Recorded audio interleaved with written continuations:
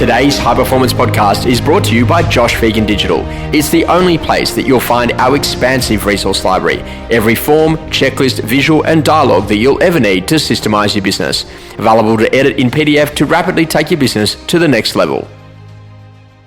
Welcome to High Performance, the podcast featuring Josh Phegan and Alexander Phillips. Alex, we're going to talk about the three drivers as we get to the end of the financial year here in Australia. It's really important for an agent to go and have a quick look at the average sale price, the average fee, and the volume of transactions.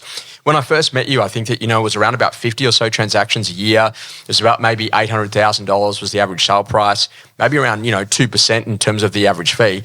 How much has that changed over the course of that 15-year period? And as an agent, if you're looking to be able to grow, which is the easiest lever to pull, or do you try and pull all three at exactly the same time? Hi, Josh. Thanks for having me again. I think, one thing that we're very lucky about as real estate agents is prices double every sort of 5 to 7 years. So, you're lucky that, if you start at a price point, naturally you'll, go through and get into higher price points, and the fees generally stay the same. So, your income sort of double every, even if you're doing the same amount of transactions year on year, it's going to double every 5 to 7 years anyway. So, I think if you have the mindset of getting a really good, foundation and a really good following of, clients, you will naturally go through their whole life cycle. So, what I see, the financial year or the beginning of a financial year or beginning of a calendar year is a circuit breaker in a way of, recalibrating, setting new goals, setting new targets, changing your systems, getting your systems better, maybe looking at new marketplaces, looking at new marketing and obviously then making sure that you implement all of that. Yeah, Alex, I hear a lot of people talk about having an agent business plan. I've never really been a fan of that. It just sounds a little bit too complicated. But for me, I'm like, okay, let's have a look. How many sales did you actually do? If you did 30 transactions, what would you need to do to get to 40, 50 or 60 inside of your marketplace? What would that be in terms of market share? And that's usually the biggest driver, right? If you're at 30 deals to get to 40, that's a really significant improvement, like 30% plus. If you say, okay, great, I got a really good average fee. If I could go from 2 to 2.2 as an example, I was in a business on the Gold Coast the other day that has an average of 3.13%. And so they're really strong on what they're doing in terms of selling that in the lounge room. I thought, wow, there's a really big uplift on what they do in terms of fee. And then if you then go and have a quick look at it, okay, great, what can I actually do to get my average sale price up? So every single person that sold through me, where did they move to? And that's what you're talking about is the natural uplift, right? Because if they sold out of the 3-bedroom home and they went and bought a 4-bedder, and even if they bought that through a competitor, that 4-bedder that they've now bought is now a future market for me to go and play in. And naturally, you've seen that when you started in Bondi and you start your way through to Bronte and back into Paddo, is about learning how to get that right. The other thing that I do is I go and have a look at every single listing and I say, okay, great, how did you meet the seller? And then what did you do to bring them to market?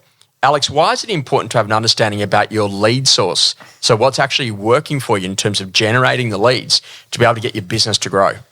Because you can focus on that lead source and work out, there'll be multiple people within that sort of type of lead source that you can always focus on and then obviously your business will naturally build if you're focusing on that lead source. So I look at probably our biggest lead source is past clients and open homes.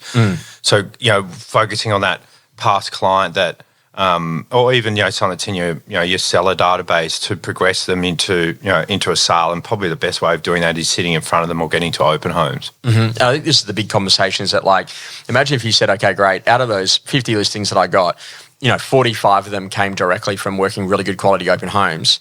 But none of them actually came from all these letterbox drops that I do, or outsourcing of those phone calls that I outsourced to that other company, or those other things I did in terms of social advertising.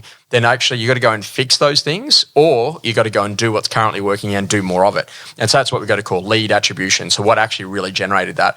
And then what are you doing to go and bring those people to market? So that's the important skill. Now, Alex, if I said to you, okay, great, I'm going to give you a list of 10 names. And all I need you to be able to do is to remember those 10 names by the end of the month. And I'm going to give you $30,000 for every single name that you remember. Do you reckon that you could remember 10 names by the end of the month? Yes. So for $300,000, you'd do it? Yep. Yep. There are so many agents that ask them to write down a list of their appraisals they did last month. Can't remember them. What are your thoughts on that in terms of the desire to really want to chase and to have a relationship with the people that you've started to meet in that appraisal to get them through the listing? Well, they've forgotten about them. They don't have the laser focus of what they need to do for each property to progress them into a sale. And that's the most important conversation, right? If you don't know them, then they don't know you. And that's what you've got to do, is you've got to start to think, what can I do to go and build those relationships? Now, you don't have to have an amazing memory, but you do need to have a great list of all the people that you're chasing, and make sure you read over it regularly so you know how to call them and how to have great quality conversations.